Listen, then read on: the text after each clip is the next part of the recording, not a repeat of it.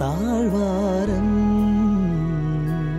ഹൃദയരാഗം നീട്ടിടും നീ സ്നേഹകൂടാരം.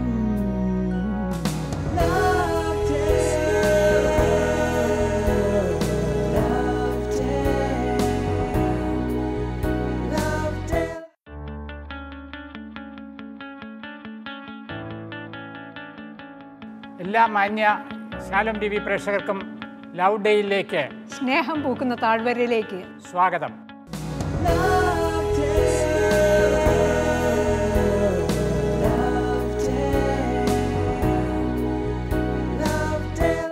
വിവാഹ ജീവിതത്തിലെ വെല്ലുവിളികൾ എന്ന വിഷയമാണ് നമ്മൾ ഇന്ന് ചർച്ചയ്ക്ക് വിധേയമാക്കിയിരിക്കുന്നത്. ഏറെ ചർച്ച ചെയ്യപ്പെട്ട സ്നേഹത്തിൻ്റെ സന്തോഷം, അമോരീസ് ലെറ്റീഷ്യ എന്ന ഫ്രാൻസിസ് മാർപ്പാപ്പയുടെ പ്രസിദ്ധമായ ചാക്രിക ലേഖനത്തെ അടിസ്ഥാനമാക്കിയാണ് നമ്മൾ ഈ വിഷയം തിരഞ്ഞെടുത്തിരിക്കുന്നത്. ഇന്നത്തെ എപ്പിസോഡിൽ നമ്മൾ ചർച്ച ചെയ്യുന്നത് വിവാഹ ജീവിതത്തിൻ്റെ ആദ്യകാലത്തെ ലൈംഗികതയെ സംബന്ധിച്ചുള്ള കാര്യങ്ങളാണ്. വിവാഹ ജീവിതത്തിൻ്റെ തുടക്കത്തിൽ തന്നെ ലൈംഗിക പ്രശ്നങ്ങൾ കാരണം പല കുടുംബങ്ങളും തകരുന്നതായിട്ട് മനസ്സിലാക്കാൻ സാധിച്ചിട്ടുണ്ട്.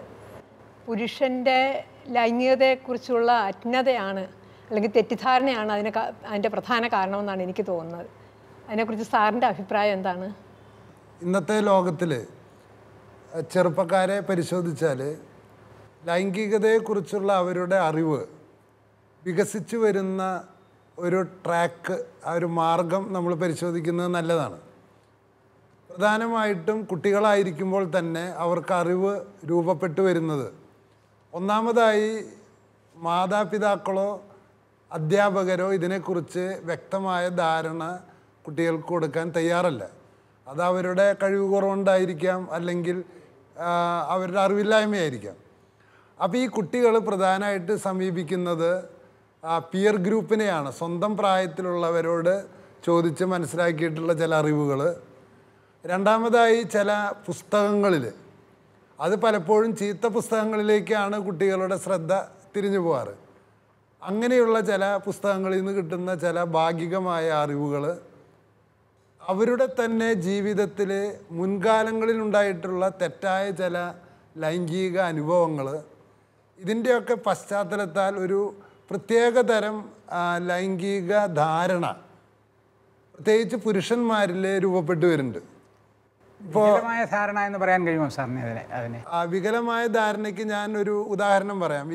ഈ ഡോക്യുമെൻറ്റിൽ അത് പ്രത്യേകമായിട്ട് ചൂണ്ടിക്കാണിച്ചിട്ടുണ്ട്. ആ ധാരണ ഇങ്ങനെയാണ്: പുരുഷൻ്റെ വ്യക്തിത്വം, പുരുഷത്വം അടങ്ങിയിരിക്കുന്നത് ലൈംഗികതയിലുള്ള വിജയത്തിലാണ്. അതായത് ലൈംഗികതയിൽ വിജയിച്ചില്ലെങ്കിൽ, സ്ത്രീയെ തോൽപ്പിച്ചില്ലെങ്കിൽ അവൻ ആരല്ല? പുരുഷനല്ല. അപ്പോൾ എനിക്ക് രണ്ട് തരം കൂട്ടുകാരുണ്ട്. ഒരു കൂട്ടുകാരെന്ന് പറയുന്നത് എൻ്റെ സ്വകാര്യ കൂട്ടുകാരാണ്. മറ്റൊരു തരം കൂട്ടുകാരെന്ന് പറയുന്നത് എൻ്റെ ഔദ്യോഗിക ജോലിയുമായി ബന്ധപ്പെട്ടും സഭാപരമായ പ്രവർത്തനവുമായിട്ട് ബന്ധപ്പെട്ട കൂട്ടുകാരാണ്.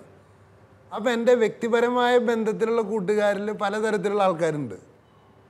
അവരുടെ സംഭാഷണങ്ങളിൽ നിന്ന് ഉരുത്തിരിഞ്ഞു വരുന്ന ലൈംഗികതയെക്കുറിച്ചുള്ള ഒരറിവ് എൻ്റെ മനസ്സിലുണ്ട്. ആ അറിവ് ഇതാണ്: വിവാഹശേഷം ആദ്യ രാത്രി തന്നെ ഭാര്യയെ ലൈംഗികതയിൽ നീ തോൽപ്പിച്ചില്ലെങ്കിൽ നീ ആരല്ല? ഒരു പുരുഷനല്ല.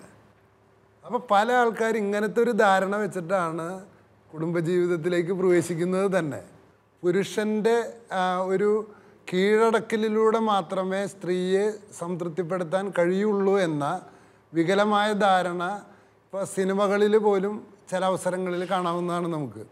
ഇപ്പോൾ വിവാഹത്തിൻ്റെ ആദ്യ ദിവസത്തെക്കുറിച്ച്, ദിവസം കഴിഞ്ഞ് രാത്രി കഴിഞ്ഞ് തിരിച്ചു വരുന്ന നായകനോട് നിനക്ക് ലൈംഗികത എത്ര പ്രാവശ്യം എത്ര സമയം നീണ്ടു നിൽക്കാൻ കഴിഞ്ഞു എന്നുള്ളതാണ് കൂട്ടുകാർ ചോദിക്കുന്ന ഒരു ചോദ്യം തന്നെ. അപ്പോൾ അതിലൂടെ പ്രകാശിപ്പിക്കപ്പെടുന്നത് പുരുഷൻ്റെ ഒരു ആധിപത്യ മനോഭാവം കിടപ്പറയിൽ വേണം എന്ന ഒരു സൂചനയാണ്. അപ്പോൾ ഇത്തരത്തിലുള്ള എല്ലാതരം ആധിപത്യ മനോഭാവങ്ങളെയും തള്ളിക്കളയണമെന്നാണ്. ആ ആധിപത്യ മനോഭാവത്തിൽ നിന്നാണ് പിന്നീട് അക്രമത്തിലേക്കും പരാജയബോധത്തിലേക്കും വരുന്നതെന്നാണ് പരിശുദ്ധ പിതാവ് ഈ അപ്പസ്തോലിക ലേഖനത്തിൽ ചൂണ്ടിക്കാണിക്കുന്നത്. ഇപ്പോൾ നമ്മൾ പറഞ്ഞു നിർത്തിയതിനെ ആസ്പദമാക്കി ഫാദർ പോൾ പൊട്ടക്കലിൻ്റെ ഒരു ക്ലിപ്പിംഗ് നമുക്ക് കാണാം.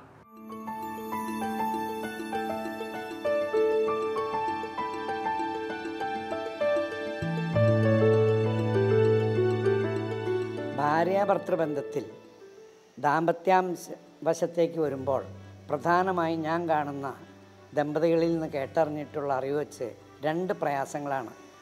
ഒന്ന്, പുരുഷൻ്റെ മിഥ്യാബോധം. ഞാൻ ഉദ്ദേശിക്കുന്നത് അവന് തെറ്റായൊരു ധാരണയോടുകൂടിയാണ് ഭാര്യയെ സമീപിക്കുന്നത്. എനിക്ക് ഭാര്യയെ എങ്ങനെ കൂടുതൽ തൃപ്തിപ്പെടുത്താൻ പറ്റും. ഈ തൃപ്തിപ്പെടുത്തുന്നതിനെ പറ്റി അവൻ കരുതുന്നത് അവൻ്റെ ശക്തി അവളിൽ എത്രമാത്രം ഏൽപ്പിക്കാനും അവളെ വികാര തൃപ്തിയിലേക്ക് എങ്ങനെ കൊണ്ടുവരാൻ സാധിക്കുമെന്നുള്ള പരിഭ്രമമാണ്. അത് സാധിക്കോ ഇല്ലേ, താൻ ഭാര്യയുടെ മുമ്പിൽ പരാജയപ്പെടുമോ എന്നുള്ള വിഭ്രാന്തിയിലാണ് അവൻ സമീപിക്കുന്നത്. അവന് തെറ്റായ സോഴ്സുകളിൽ നിന്ന് കിട്ടിയിരിക്കുന്ന അറിവ് വെച്ച് അവനിങ്ങനെ സമീപിക്കുന്നത്. അതേസമയം ഭാര്യയെ തരളിതയാക്കി തലോടലും തഴുകലും വഴി പതുക്കെ പതുക്കെ ഉദ്ദീപനത്തിലേക്ക് എത്തിക്കുന്നതിന് പകരം അവൻ എന്തൊക്കെയോ പരാക്രമങ്ങൾ കാണിക്കുകയാണ്. അത് ചിലപ്പോൾ അക്രമത്തിൻ്റെ അവസ്ഥയിലേക്ക് പോലും എത്തും. 2 പേരും ഞാൻ നേരത്തെ സൂചിപ്പിച്ച പോലെ ആത്മാവിൽ അലിഞ്ഞു ചേർന്നതിന് ശേഷം വേണം ശരീരത്തിലൊന്നാവാൻ.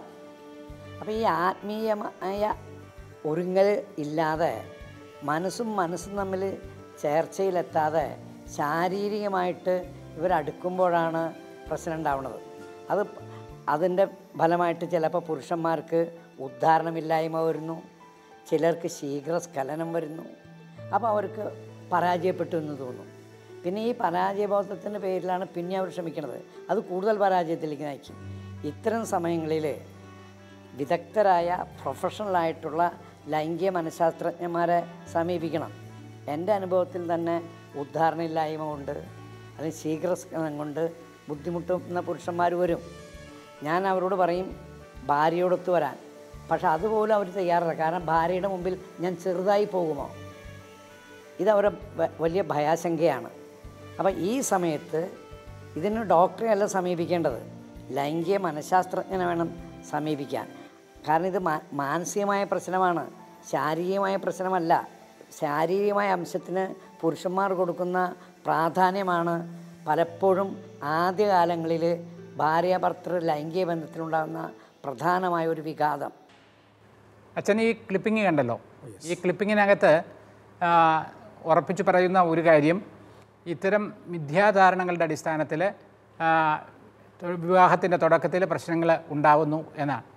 വിവാഹ ഒരുക്ക കോഴ്സുകളൊക്കെ നടത്തുന്ന സഭയെ സംബന്ധിച്ചിടത്തോളം ഇത്തരം കാര്യങ്ങളിൽ എന്തെങ്കിലും സംഭാവന ചെയ്യാൻ കഴിയില്ലേ? സഭ വാസ്തവത്തിൽ വളരെ കരുതലോടുകൂടെ തന്നെ ഈ ലൈംഗികതയെക്കുറിച്ച് ശരിയായ അവബോധം മാതാപിതാക്കൾക്കുണ്ടാക്കണം, ഭാര്യ ഭർത്താക്കന്മാർക്കുണ്ടാകണം. ചെറുപ്പം മുതൽ ടീനേജിലോടുകൂടെ പ്രവേശിക്കുന്നതോടുകൂടെ അവർക്ക് ഉണ്ടാകണമെന്ന് ആഗ്രഹിക്കുന്നുണ്ട്. അതിൻ്റെ എല്ലാ രീതിയിലുള്ള ക്രമീകരണം സഭയുടെ ഭാഗത്ത് നിന്ന് ചെയ്യുന്നുണ്ട്.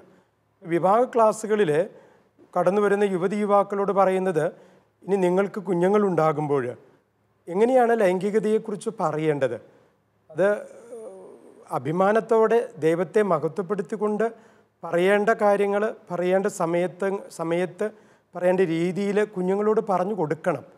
അല്ലെങ്കിൽ നേരത്തെ സാറ് പറഞ്ഞതുപോലെയും പോളച്ചൻ പറഞ്ഞതുപോലെയും മറ്റു പല സോഴ്സുകളിൽ നിന്ന് അവർക്ക് തെറ്റായ ധാരണകൾ ഉണ്ടാകാൻ സാധ്യതയുണ്ട്. ഇനി കുഞ്ഞുങ്ങൾ വളരുന്നതനുസരിച്ച് തന്നെ മതബോധന ക്ലാസ്സുകളിലേക്ക് വരിക. അവിടെ ടീനേജേഴ്സിലേക്ക് അവരുടെ ക്ലാസ്സിൻ്റെ സിലബസിൽ തന്നെ വളരെ വ്യക്തമായിട്ട് ലൈംഗികതയെക്കുറിച്ച് പറയുന്നുണ്ട്.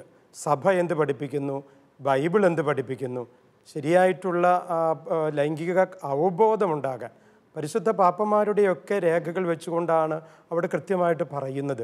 അപ്പോൾ അവിടെ ലൈംഗികതയെക്കുറിച്ച് ശരിയായി അറിയേണ്ട സ്ഥലങ്ങളിൽ നിന്ന് അറിയാൻ ശ്രമിക്കണം. ഈ തെറ്റായ അറിവെന്ന് പറയുന്നതിൽ പ്രധാനമായിട്ട് കിടക്കുന്നത് തോൽപ്പിക്കുമ്പോഴാണ് പുരുഷൻ വിജയിക്കുന്നത് എന്ന മിഥ്യാധാരണ അവിടെ കൊടുക്കപ്പെടുന്നുണ്ട്. അത് മാധ്യമങ്ങളിലൂടെയും പല തെറ്റായ ലേഖനങ്ങളിലൂടെയും പൊതുസമൂഹത്തിൽ വരുന്നതാണ് ഈ കുടുംബത്തിന് ദോഷകരമായിട്ട് സംഭവിച്ചുകൊണ്ടിരിക്കുന്നത്. അച്ഛൻ പറഞ്ഞല്ലോ ചെറുപ്പത്തിൽ തന്നെ മാതാപിതാക്കൾ കുട്ടികൾക്ക് ഇങ്ങനെയുള്ള കാര്യങ്ങൾ പറഞ്ഞു കൊടുക്കണമെന്ന് പറഞ്ഞല്ലോ. മാതാപിതാക്കൾക്ക് പറഞ്ഞു കൊടുക്കണമെന്ന് ആഗ്രഹമുണ്ട്, പക്ഷേ അവർക്ക് അത് എങ്ങനെയാണ് അത് പറഞ്ഞു കൊടുക്കേണ്ടതെന്ന് പലർക്കും അറിയില്ല. അതാണ് പ്രധാന പ്രശ്നം എന്നാണ് എനിക്ക് തോന്നുന്നത്. അവിടെയാണ് സഭ വീണ്ടും ചെയ്യുന്നത്, ഈ ഒരു ഓൺഗോയിങ് ഫോർമേഷൻ മാതാപിതാക്കൾക്ക് കൊടുക്കുന്നുണ്ട്. കല്യാണം കഴിഞ്ഞ് ആദ്യത്തെ 5 വർഷത്തിന് അവർക്കൊരു സെമിനാർ, അപ്പോൾ കുറേയും കൂടി ഇനി 10 വർഷം കഴിഞ്ഞ് 15 വർഷം കഴിഞ്ഞ്. പക്ഷെ നമ്മുടെ ദമ്പതികൾ ഇങ്ങനെയുള്ള സെമിനാറുകളിൽ പോകാനോ അവരുടെ ഈ അറിവുകളെ മാറ്റി ശരിയായ കാഴ്ചപ്പാടുകളിലേക്ക് വരാൻ ചിലപ്പോൾ ഒരല്പം മടി കാണിക്കുന്നു. തിരക്കായിരിക്കാം, ജോലി, കുട്ടികളാകുമ്പോൾ അതിൻ്റെ വ്യഗ്രതകൾ. പക്ഷെ എന്ത് സംഭവിക്കുന്നു, അവരുടെ മനസ്സിലുണ്ടാകുന്ന ഈ കാര്യങ്ങളാണ് അവർ കുട്ടികൾക്ക് പകർന്നു കൊടുക്കണേ. ഇനി ചിലർക്കൊക്കെ ഇതിൽ അല്പം ഒരു ചമ്മലൊക്കെ ചിലപ്പോൾ ഉണ്ടാകും. ഞാൻ എങ്ങനെ എൻ്റെ മോൾക്ക് പറഞ്ഞു കൊടുക്കുക, ഞാൻ എൻ്റെ മോന് പറഞ്ഞു കൊടുക്കുക. പക്ഷെ അതിലേക്ക് മാതാപിതാക്കൾ, ഭാര്യ ഭർത്താക്കന്മാർ വരണം. ഫ്രീ ആയിട്ട് ഒറ്റയ്ക്കിരുന്ന് വല്ലപ്പോഴൊക്കെ ആ കാര്യങ്ങൾ പറയാനായിട്ടുള്ളൊരു പക്വതയിലേക്കും ഒരു സ്വാതന്ത്ര്യത്തിലേക്കും ഒരു പ്രാർത്ഥനയിലേക്കുമൊക്കെ വരാനായിട്ട് ഈ ഭാര്യ ഭർത്താക്കന്മാർക്ക് സാധിക്കുമ്പോൾ തന്നെയാണ് തലമുറകളിലേക്ക് ശരിയായ കാഴ്ചപ്പാടുകൾ പകർന്നു കൊടുക്കാനായിട്ട് സാധിക്കുന്നത്. ഈ ദമ്പതികൾക്ക് എനിക്ക് തോന്നുന്നു വെച്ചാൽ അത് ഒരു വളർത്തിക്കൊണ്ട് വരേണ്ട, അവർക്ക് തുടക്കത്തിൽ തന്നെ എല്ലാം ലഭിച്ചുകൊണ്ടല്ല അവർ വിവാഹ ജീവിതത്തിലേക്കും ദാമ്പത്യത്തിലേക്കും കടക്കുന്നത്. അപ്പം അതൊരു നീണ്ട തുടർക്കഥയാണ്, അതൊരു പ്രോസസ്സാണ്. അതിന് സഭ സഹായിക്കുന്നുണ്ട്, ഓരോ ഘട്ടത്തിലും വേണ്ടത് നൽകാൻ സഭ സഹായിക്കുന്നുണ്ട്. എനിക്ക് തോന്നുന്നു അവരുടെ സഹകരണം ലഭിക്കാത്തത് കൊണ്ടുമാകാം ചിലപ്പോൾ അതിലേക്ക് ദമ്പതികൾ തന്നെ പിന്നാക്കം പോകുന്നത് എന്ന് തോന്നുന്നു. സഭ എന്നും റെഡിയാണ് അവരെ ഓരോ ഘട്ടത്തിലും സഹായിക്കുവാൻ വേണ്ടിയിട്ട്. അതൊരു വളർച്ചയുടെ ഒരു പ്രോസസ്സാണെന്ന് നാം തിരിച്ചറിയേണ്ടിയിരിക്കുന്നു എന്ന് തോന്നുന്നു, അല്ലേ ടീച്ചറെ? അങ്ങനെ വളർന്നുകൊണ്ടേയിരിക്കണം നമ്മൾ ഓരോരുത്തരും. ഓരോ ദിവസത്തെ അഭിമുഖീകരിക്കാനും വളരുന്നതോടൊപ്പം മക്കളോടൊപ്പം വളരേണ്ട. പലപ്പോഴും മാതാപിതാക്കൾ ജോലിയുടെ തിരക്കുകൊണ്ടാണോ അല്ലെങ്കിൽ കുട്ടികളെ വളർത്തുന്നതിൻ്റെ തിരക്കുകൊണ്ടാണോ ഇതിനൊന്നും സമയം കണ്ടെത്താറില്ല. ജീവിത വ്യഗ്രതകൾ കൂടുന്നതനുസരിച്ച് സൈഡ് ലൈൻ. അതിനേക്കാൾ വലിയൊരു പ്രശ്നം കാണുന്നത് എന്താണെന്ന് വെച്ചാൽ, ഇപ്പോൾ ഞാനെന്ന അപ്പൻ എൻ്റെ വിവാഹം കഴിഞ്ഞ് ആദ്യ നാളുകളിൽ എനിക്ക് തന്നെ ലൈംഗികമായിട്ടുള്ള പെരുമാറ്റങ്ങൾ കൃത്യം ദിശയിൽ സെറ്റ് ചെയ്യാൻ പറ്റാത്ത ഒരു പ്രതിസന്ധി ഉണ്ടെന്ന്. അപ്പോൾ പലപ്പോഴും എനിക്കുണ്ടായിട്ടുള്ള പ്രശ്നം എന്ന് പറഞ്ഞാൽ, ഇപ്പോൾ ഭാര്യ അവൾ ലൈംഗികത അവളുടെ ശാരീരികമായിട്ടുള്ള ചില കാരണങ്ങൾ കൊണ്ട് ലൈംഗികത അവൾക്ക് താല്പര്യമില്ലാത്തൊരു സമയം വരും. പുരുഷനായ എന്നെ സംബന്ധിച്ച് നമ്മുടെ പുരുഷ കേന്ദ്രീകൃത ചിന്തയിൽ സെക്സ് നടത്തിയില്ലെങ്കിൽ എന്തോ പരാജയപ്പെട്ട പോലത്തെ ഒരു അനുഭവമുണ്ട്. അപ്പോൾ ഈ ഒരു ക്രൈസിസിലാണ് മാതാപിതാക്കൾ തന്നെ. അപ്പോൾ ഇവിടെ കൃത്യമായ ദിശ ആദ്യം കിട്ടേണ്ടത് ഇത് ശ്രവിക്കുന്ന മാതാപിതാക്കൾ തന്നെ തങ്ങളുടെ ജീവിതത്തിലേക്ക് പോയിട്ട് തങ്ങൾക്കുണ്ടായിട്ടുള്ള പരാജയത്തെ വിജയത്തെ ഒന്ന് വിലയിരുത്തണം. സ്വയം ഒരു പ്രക്രിയയുണ്ട്, പരസ്പരവും മനസ്സിലാക്കേണ്ട ഒരു പ്രക്രിയയുണ്ട് മാഷേ അതിൽ. അപ്പോൾ ഇതിൽ ഞാൻ കണ്ടിട്ടുള്ള പ്രശ്നം എന്താണെന്ന് വെച്ചാൽ, സ്ത്രീയും പുരുഷനും തമ്മിൽ അടിസ്ഥാനപരമായ വ്യത്യാസം തന്നെ ഞാൻ കണ്ടിട്ടുണ്ട്. ആ വ്യത്യാസം എന്ന് പറയുന്നത് എൻ്റെ ഒരു അനുഭവത്തിൽ ഞാൻ പറയുന്നത്, എൻ്റെ ഭാര്യ എപ്പോൾ എന്നെ സമീപിച്ചാലും ഒരു ഒറ്റ കാഴ്ചപ്പാടോട് കൂടിയിട്ട് എൻ്റെ ആദ്യകാലങ്ങളിൽ എനിക്ക് ഭാര്യനെ സമീപിക്കാൻ പറ്റിയിട്ടുള്ളൂ. അതെന്താണ്? അവളെന്നെ സമീപിക്കുന്നത് സ്നേഹം കൊണ്ടാണെന്നും സൗഹൃദത്തിനാണെന്നും മനസ്സിലാക്കാതെ അവളുടെ എന്നോടുള്ള സാമീപ്യത്തെ ഞാൻ തെറ്റായി വ്യാഖ്യാനിക്കുന്നത് അവൾ എന്നിൽ നിന്ന് പ്രതീക്ഷിക്കുന്നത് ലൈംഗികതയാണെന്ന്.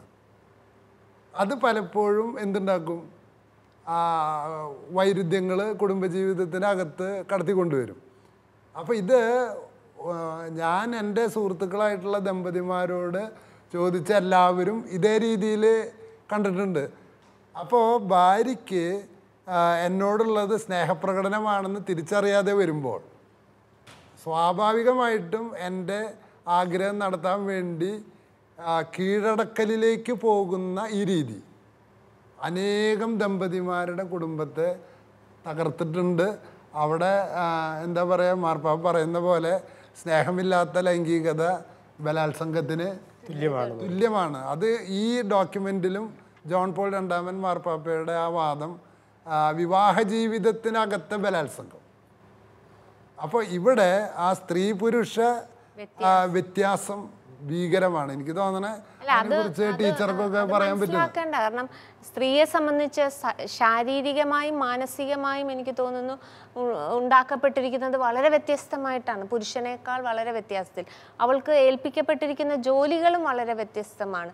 അപ്പോൾ അതിൻ്റെയൊക്കെ ഭാഗമായിട്ട് അവൾ പുരുഷൻ്റെ അടുത്തേക്ക് വരുന്നത് സ്നേഹത്തിന് വേണ്ടി, സാന്ത്വനത്തിന് വേണ്ടി, ആശ്വസിപ്പിക്കലിന് വേണ്ടി ഒക്കെ സമീപിക്കുമ്പോഴും എനിക്ക് തോന്നുന്നു മാഷ് പറഞ്ഞ പോലെ പുരുഷൻ എപ്പോഴും ആദ്യ നാളുകളിൽ പ്രത്യേകിച്ച് കാണുന്നത് ഒരു കണ്ണിലൂടെ മാത്രമായിരിക്കാം. പക്ഷെ സ്ത്രീക്ക് വേണ്ടത് തന്നെ സ്നേഹിക്കുന്ന, തൻ്റെ മറ്റു പ്രശ്നങ്ങൾക്ക് ഒരു സാന്ത്വനമേകുന്ന, അല്ലേ ടീച്ചറെ, മനസ്സിലാക്കുന്ന, തനിക്ക് പറ്റിയ തെറ്റുകൾ ചിലപ്പോൾ മനസ്സിലാക്കുന്ന, അപ്പോൾ ഒരു സ്നേഹത്തോടു കൂടി ഒരു പുഞ്ചിരിയോട് കൂടി എത്തുമ്പോഴായിരിക്കും ഭർത്താവ് മറ്റൊരു രീതിയിലേക്ക് ആ സിറ്റുവേഷൻ കൊണ്ടുപോകുന്നത്. ആ സമയത്ത് തന്നെ അവളുടെ ശരീരം ക്ഷീണിതയായിരിക്കാം പല കാരണങ്ങൾ കൊണ്ട്, ആദ്യ നാളുകളിലുള്ള അധ്വാനം കൊണ്ട്, കുട്ടികളുടെ വളർച്ചയിലുള്ള ഇടപെടൽ കൊണ്ടൊക്കെ.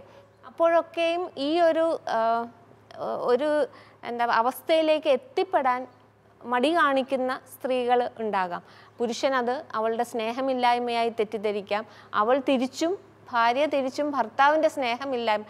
ഭാര്യയ്ക്ക് വേണ്ടത് ഈ ഒരു ലാളനയും പരിരക്ഷയും സ്നേഹപ്രകടനവും ഒക്കെയാണ്. എനിക്ക് തോന്നുന്നു അവിടെ ഒരു പരസ്പരം മനസ്സിലാക്കാത്തതിൻ്റെ ഒരു തെറ്റിദ്ധാരണ പല കുടുംബങ്ങളിലും, പല സ്ത്രീ പുരുഷ ബന്ധങ്ങളിലും, ഇപ്പം നമുക്ക് സ്വയമാണെങ്കിലും മറ്റുള്ളവരിൽ നിന്ന് കേട്ടറിവിലാണെങ്കിലും ഉണ്ടെന്ന് എനിക്ക് തോന്നുന്നു. ഇപ്പോൾ നമ്മൾ ചർച്ച ചെയ്ത കാര്യങ്ങളെക്കുറിച്ച് ബഹുമാനപ്പെട്ട പോൾ പൊട്ടക്കൽ അച്ഛൻ നടത്തിയ ഒരു ശാസ്ത്രീയ വിശകലനമാണ് നമുക്ക് ഇപ്പോൾ കാണാൻ കഴിയുക.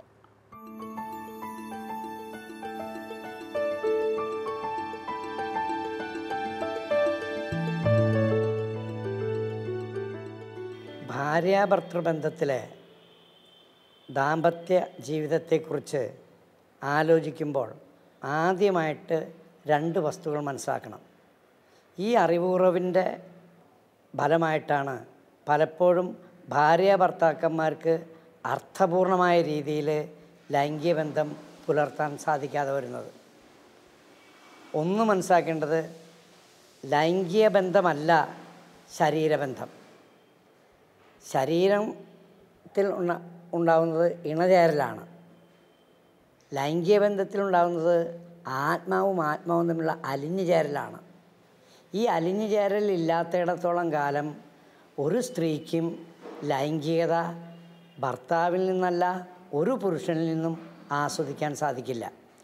അതിൻ്റെ അടിസ്ഥാന കാരണം സ്ത്രീ പുരുഷന്മാർ തമ്മിലുള്ള ലൈംഗിക ജീവിതത്തിലുള്ള ഭാവാന്തരമാണ്. പുരുഷനെ സംബന്ധിച്ചിടത്തോളം ശാരീരികമായ താല്പര്യമാണ് മുന്നിട്ട് നിൽക്കുന്നത്. സ്ത്രീയെ സംബന്ധിച്ചിടത്തോളം മാനസികമായ സ്നേഹമാണ് മുന്നിട്ട് നിൽക്കുന്നത്. അതുകൊണ്ട് ഞങ്ങൾ സെക്സോളജിയിൽ പറയുക, man gives love that he may get sex, woman gives sex that she may get love. പുരുഷൻ ഏത് സ്ത്രീയോടും ഭാര്യയോടായാലും കൂടുതൽ അടുക്കുന്നത് അവളെ ശാരീരികമായ സഹകരണം കിട്ടാനാണ്. പക്ഷേ ഒരു സ്ത്രീ ഒരു പുരുഷനോട്, പ്രത്യേകിച്ചും ഭർത്താവിനോട് സഹകരിക്കുന്നത് അവൻ്റെ സ്നേഹം കിട്ടാനാണ്. കാരണം സ്ത്രീക്ക് സൈക്കോളജിക്കൽ ഇൻറ്റിമസിയാണ് ആവശ്യം, പുരുഷന് ഫിസിക്കൽ ഇൻറ്റിമസിയാണ് ആവശ്യം. അപ്പോൾ ഈ സ്നേഹത്തിൻ്റെ അഭാവത്തിലാണ് പലപ്പോഴും ബന്ധങ്ങൾ നടക്കുന്നത്. ഞാൻ നിങ്ങളോട് തമാശ പറയാം. എൻ്റെ അനുഭവത്തിൽ ഞാൻ വിശ്വസിക്കുന്ന കാര്യമാണ്. നമ്മുടെ ബെഡ്റൂമുകളിൽ ഭാര്യാഭർത്താക്കന്മാരുടെ ഇടയിൽ ഉള്ള ബന്ധം, ഞാൻ പറയും അധികവും ഒരു തരം ലൈസൻസ് റേപ്പിംഗ് ആണ്. അയാളുടെ കാര്യം സാധിക്കണം, ശാരീരികമായ സന്തോഷം. അവളുടെ ശാരീരികമോ മാനസികമായ ബുദ്ധിമുട്ടോ പ്രയാസമോ ഒന്നും കണക്കിലെടുക്കാതെയാണ് ചിലർ മദ്യപിച്ച് വരുന്നു. പിന്നെ അവിടെ ഒരു കാട്ടിക്കൂട്ടലാണ്, ഒരു ബന്ധവും നടക്കുന്നില്ല. എങ്ങനെ ഒരു സ്ത്രീക്ക് തന്നോട് സ്നേഹമില്ലാത്ത, തന്നെ ശരീരം മാത്രമായിട്ട് കാണുന്ന ഒരു പുരുഷനുമായിട്ട് ബന്ധപ്പെടാൻ സാധിക്കും? അവളെ മനസ്സ് അനുവദിക്കാത്തിടത്തോളം കാലം, മാനസികമായി ഒരുങ്ങാത്തിടത്തോളം കാലം അവൾക്ക് പുരുഷനായിട്ട് ഒരു ഇണചേരൽ പ്രക്രിയയല്ലാതെ ആഴത്തിലുള്ള ആത്മീയമായ ലൈംഗിക ബന്ധം സ്ഥാപിച്ചെടുക്കാൻ പറ്റില്ല. അവൾ നിവൃത്തിയില്ലായ്മ കൊണ്ട് സഹകരിക്കുക ചെയ്യണത്. ഇത് പല പുരുഷന്മാരും മനസ്സിലാക്കുന്നില്ല. നമ്മൾ ഇപ്പോൾ കണ്ട ക്ലിപ്പിങ്ങിൽ പുരുഷന്മാരുടെ ഇടയിലുള്ള ലൈംഗിക ബന്ധത്തെക്കുറിച്ച് വികലമായി ഉള്ള ധാരണ, അതിൻ്റെ അടിസ്ഥാനത്തിൽ സംഭവിക്കുന്ന പ്രശ്നങ്ങളെക്കുറിച്ച് നമ്മൾ കണ്ടു. അതിന് പരിഹാരം ആയിട്ട് സഭ ക്രിയാത്മകമായി എന്തെങ്കിലും നിർദ്ദേശിക്കുന്നുണ്ടോ എന്നൊരു സംശയം. സഭ പറയുന്നത് അന്യൻ്റെ ഭാര്യയെ മോഹിക്കരുത്, വ്യഭിചാരം ചെയ്യരുത്, അങ്ങനെ ഒട്ടേറെ വിലക്കുകൾ വിശ്വാസികൾക്ക് കൊടുക്കുന്നതല്ലാതെ ക്രിയാത്മകമായിട്ട് ആ കുടുംബങ്ങളെ സംരക്ഷിക്കാനുള്ള അല്ലെങ്കിൽ വിവാഹ ജീവിതത്തിലെ പ്രശ്നങ്ങൾ പരിഹരിക്കാനുള്ള എന്ത് നിർദ്ദേശമാണ് സഭയ്ക്കുള്ളത്? തോമസ് സാറ് ചോദിച്ച ചോദ്യം വളരെ പ്രസക്തമാണ്. സഭയുടെ അല്ലെങ്കിൽ ദൈവകൽപ്പനകളൊക്കെ എടുക്കുമ്പോൾ കുറേ അരുതുകൾ, വിലക്കുകളാണല്ലോ ഉള്ളത്. അതൊരു നെഗറ്റീവ് സമീപനമല്ലേ എന്ന് ചിലപ്പോൾ ചിന്തിക്കാം. നമുക്കതിൻ്റെ ഒരു ബാക്ക്ഗ്രൗണ്ട് മനസ്സിലാക്കി കഴിഞ്ഞാൽ കുറേയും കൂടി അതിൻ്റെ അർത്ഥം മനസ്സിലാക്കാനായിട്ട് എളുപ്പമാവും. കാരണം പഴയ നിയമത്തിൽ ഇങ്ങനെയുള്ള കൽപ്പനകളൊക്കെ വന്നത് അന്നത്തെ ഒരു മത, സാമൂഹ്യ, രാഷ്ട്രീയ പശ്ചാത്തലത്തിലും കൂടിയാണല്ലോ. അന്നത്തെ ജനവിഭാഗങ്ങളുടെ ഈ ധാർമ്മികതയുടെ ഒരവസ്ഥ, വ്യഭിചാരമൊക്കെ ഉണ്ട്, പല സ്ത്രീകൾ, സുവർഗരതി, ഇങ്ങനെയൊക്കെ ഉള്ളൊരു സാഹചര്യത്തിലാണ് മോശയ്ക്ക് ദൈവം കൽപ്പനകൾ കൊടുക്കുന്നത്. നമുക്കറിയാം, ഒരു ചെടി നട്ട് വളർത്തി വലുതാകാനായിട്ട് അതിന് ഉത്തരവാദിത്തപ്പെട്ട ഒരു വേലിയൊക്കെ കെട്ടും. അല്ലെങ്കിൽ എന്തുണ്ടാകും? പശു വന്നോ ആട് വന്നോ മറ്റു പല തരത്തിലും അത് നശിപ്പിക്കപ്പെടാനായിട്ടിടയുണ്ട്. അപ്പോൾ ഇങ്ങനെയുള്ള ഒരു സാമൂഹ്യ ധാർമ്മിക പശ്ചാത്തലത്തിൽ ചില അരുതുകൾ ദൈവം ബോധപൂർവം തന്നെ കൊടുക്കുന്നത് ഒരിക്കലും അതൊരു നെഗറ്റീവായിട്ടുള്ള സമീപനത്തിനല്ല, അവരെ സംരക്ഷിക്കാൻ വേണ്ടി തന്നെയാണ്. അതുകൊണ്ടാണല്ലോ ഇനി കുറേയും കൂടി മുന്നോട്ട് പോകുമ്പോൾ നമുക്കറിയാം, സഭ ഇന്ന് ലൈംഗികതയെക്കുറിച്ച് എനിക്ക് തോന്നുന്നു വേറെ ആരും തന്നെ പഠിപ്പിക്കാത്ത രീതിയിൽ പോസിറ്റീവായിട്ടുള്ള കാര്യങ്ങളാണ് പഠിപ്പിക്കുന്നത്. ലൈംഗികത എന്ന് പറയുന്നത് വലിയൊരു സിദ്ധിയാണ്, ദൈവം മനുഷ്യന് കൊടുത്തിട്ടുള്ള ഒരു മഹാദാനമാണ്. ആ ഒരു തരത്തിൽ തന്നെ ലൈംഗികതയെ കാണാനായിട്ട് സാധിക്കണം. സ്നേഹിക്കാനും ജീവൻ പകർന്നു നൽകാനായിട്ട് ദൈവം കൊടുത്ത ഒരു വലിയ കൃപയാണ് വാസ്തവത്തിൽ ലൈംഗികത എന്നുള്ളത്. ആ ലൈംഗികതയെ എങ്ങനെ ഉത്തരവാദിത്വത്തോടുകൂടെ ഉപയോഗിക്കണം എന്നുള്ളതാണ് മനുഷ്യർ അറിയേണ്ടതും സഭ വാസ്തവത്തിൽ കാലങ്ങളിലൂടെ പഠിപ്പിക്കുന്നതുമൊക്കെ. അപ്പോൾ ഇവിടെ മനുഷ്യർ വളരെ വ്യക്തതയോടുകൂടെ സഭയുടെ പഠനങ്ങളിലേക്ക് വരിക, ലൈംഗികതയെക്കുറിച്ചുള്ള ശരിയായ ധാരണകളിലേക്ക് വരിക എന്നുള്ളതാണ് ചെയ്യാനായിട്ടുള്ളത്. ഇക്കാര്യത്തെക്കുറിച്ച് എനിക്ക് പറയാനുള്ളത്, ഇപ്പോൾ ലൈംഗികതയെക്കുറിച്ച് ഒരു അടിസ്ഥാനപരമായൊരു ദർശനം കിട്ടണമെങ്കിൽ ബെനഡിക്ട് 16 മാർപ്പാപ്പ അധികാരം ഏറ്റെടുത്തിട്ട് ആദ്യം ഇറക്കിയ ചാക്രിക ലേഖനം കാമത്തെക്കുറിച്ചാണ്. അതിൽ മാർപ്പാപ്പ പറയുന്നത് കാമം എന്ന് പറയുന്നത് വിശപ്പ് പോലെ മനുഷ്യനിൽ ദൈവം തന്നിട്ടുള്ള ദാനാണ്. പക്ഷേ ഈ ദൈവനിഷേധം മൂലം മനുഷ്യന് വലിയൊരു പ്രതിസന്ധി സംഭവിച്ചിട്ടുണ്ട്. അതായത് ഇപ്പോൾ വിശപ്പ് നല്ലതാണ്, പക്ഷെ ആർത്തി നല്ലതാണോ? ഇന്നത്തെ കാലാവസ്ഥാ വ്യതിയാനത്തിൻ്റെയും ഇന്നത്തെ ആഗോള പരിസ്ഥിതി പ്രശ്നത്തിൻ്റെയും വേര് കെടുക്കുന്നത് ആർത്തി പിടിച്ച മനുഷ്യൻ്റെ ഉപഭോഗ രീതിയാണ്. അപ്പോൾ വിശപ്പ് നല്ലതാണ്, ആർത്തി തെറ്റതാണ്. അതുപോലെ കാമം നല്ലതാണ്, കാമാസക്തി തെറ്റാണ്. അപ്പോൾ പരിശുദ്ധ പിതാവ് അതിൽ സൂചിപ്പിച്ചിട്ടുള്ളത് കാമം പലപ്പോഴും സ്നേഹത്തിലേക്ക് വളരാതെ കാമാസക്തിയായിട്ട് വഴിതെറ്റിപ്പോവാണ്. അതിന് ചരിത്രപരമായ അനേകം പശ്ചാത്തലമുണ്ട്. ഇപ്പോൾ നമ്മൾ അനേകം രാഷ്ട്രങ്ങളുടെ പൂർവ്വകാല ചരിത്രം പരിശോധിച്ചാൽ ഇപ്പോൾ ഗ്രീസിലൊക്കെ ദേവാലയങ്ങളിൽ പരസ്യമായ കാമപ്പേക്കൂത്തുകളാണ് ഉണ്ടായിരുന്നത്. ഒരു ഭർത്താവിന് 20-30 ഭാര്യമാരാണ്. അപ്പോൾ അന്ന് കാലത്തെ ചില യൂറിപ്പിഡീസിൻ്റെ നാടകം ഹിപ്പോലിറ്റസ്, ആ നാടകത്തിലെ പ്രമേയം തന്നെ പിതാവിൻ്റെ അവസാനത്തെ ഭാര്യയുടെ ശയ്യ മലിനമാക്കിയ മകനാണ്. അപ്പം മകൻ പിതാവിൻ്റെ അനേകം ഭാര്യമാരിൽ ഒരുവളെ സ്വന്തമാക്കുന്ന സാമൂഹിക പരിസ്ഥിതിയിൽ ആണ് സഭ ഇത്തരത്തിലുള്ള വിലക്കുകൾ ഉണ്ടാക്കിയിട്ടുള്ളതാണ് മാർപ്പാപ്പ അതിൽ ചൂണ്ടിക്കാണിക്കുന്നത്. എന്നിട്ട് ആ ലേഖനം തുടരുന്നത് ഇങ്ങനെയാണ്: കാമത്തിലാണ് ഇത് ആരംഭിക്കുന്നത്, പക്ഷെ സ്നേഹത്തിലാണ് ഇത് പൂർണ്ണത പ്രാപിക്കേണ്ടത്. പലപ്പോഴും ഈ സ്നേഹവും ലൈംഗികതയും തമ്മിലുള്ള ആ വലിയ ബന്ധം, പരിശുദ്ധമായ ബന്ധത്തെക്കുറിച്ച് ചിലപ്പോൾ മറന്നു പോകുന്നു. ലൈംഗികതയാണ് ഏറ്റവും പ്രധാനപ്പെട്ടത് എന്നുള്ള ഒരു ചിന്ത വരികയാണ്. പ്രധാനപ്പെട്ടതാണ്, പക്ഷെ അതിനേക്കാൾ അപ്പുറത്ത് സ്നേഹമാണ്. ഇത് സ്നേഹത്തിലേക്ക്, ഇത് ശരീരത്തിന്റെ ഇൻവോൾവ്മെന്റിനേക്കാൾ കൂടുതൽ മനസ്സിന്റെയും ആത്മാവിന്റെയും ദൈവകൃപയുടെയും ഒക്കെ ഒരു സമ്മിശ്രമായ ഒരു കൂട്ടാണ് ലൈംഗികത എന്ന് നമുക്ക്. അതുകൊണ്ട് പരിശുദ്ധ പിതാവ് പ്രത്യേകം പറയുന്നുണ്ട്, അതായത് ദൈവസ്നേഹത്താൽ നിറഞ്ഞില്ലെങ്കിൽ കാമം കാമാസക്തിയായി പരിണമിക്കും. ദൈവസ്നേഹത്താൽ നിറയുന്നവനിൽ കാമം അതൊരു സമ്പൂർണ്ണ സ്നേഹമായി പുരോഗമിക്കും. ദമ്പതികൾ വളരെ പേഴ്സണലായിട്ട് ഷെയർ ചെയ്യുന്നൊരു കാര്യമാണത്. അവർ ആരംഭത്തിൽ നേരത്തെ പറഞ്ഞ പ്രതിസന്ധികളൊക്കെ ഉണ്ടാകാം, പക്ഷെ പതുക്കെ പതുക്കെ അവർ പരസ്പരം മനസ്സിലാക്കി യഥാർത്ഥ സ്നേഹത്തിൻ്റെ അതേസമയം ലൈംഗികതയുടെയും ഒക്കെ അർത്ഥത്തിലേക്ക്. എനിക്ക് തോന്നുന്നു ഇതെല്ലാ ജീവിതത്തിലും ഉണ്ട്, എല്ലാ ദാമ്പത്യത്തിലും ഇതുണ്ട്. അത് മനസ്സിലാക്കി എടുക്കുന്നു, തെറ്റിപ്പിരിയുന്നു എന്നുള്ളത് മാത്രമാണ് വ്യത്യാസം. ഞങ്ങളെല്ലാവരും ഈ ഘട്ടങ്ങളിലൂടെ കടന്നു വന്ന് വർഷങ്ങൾ സന്തോഷകരമായി ജീവിച്ചവരാണ്. അപ്പം നമ്മുടെ കുട്ടികളുടെ ചിലപ്പോഴൊക്കെ തെറ്റിദ്ധാരണ ഇത് അവർക്ക് മാത്രമുള്ള ഒരു പ്രശ്നവും പ്രതിസന്ധിയുമാണ് എന്ന് തോന്നുമ്പോഴാണ് എനിക്ക് തോന്നുന്നു. ഇപ്പോൾ നമ്മൾ ചർച്ച ചെയ്തതിൻ്റെ ഒരു സം ടോട്ടൽ എന്ന് പറയുന്നത് ലൈംഗികതയെ നമ്മൾ കുടുംബത്തിൻ്റെ സമഗ്രതയിൽ പ്രതിഷ്ഠിക്കുക എന്നുള്ളതാണ്. അങ്ങനെ വന്നു കഴിഞ്ഞാൽ മാതാപിതാക്കളും മക്കളുമൊക്കെ അതിൻ്റെ പ്രാധാന്യം മനസ്സിലാക്കുകയും ഈ പ്രശ്നങ്ങൾക്ക് നമുക്ക് പരിഹാരം കണ്ടെത്താൻ കഴിയുകയും ചെയ്യും. ഈ വിഷയത്തിൻ്റെ തുടർ ചർച്ചയ്ക്കായി അടുത്ത എപ്പിസോഡ് വരെ നമുക്ക് പ്രാർത്ഥനാപൂർവ്വം കാത്തിരിക്കാം.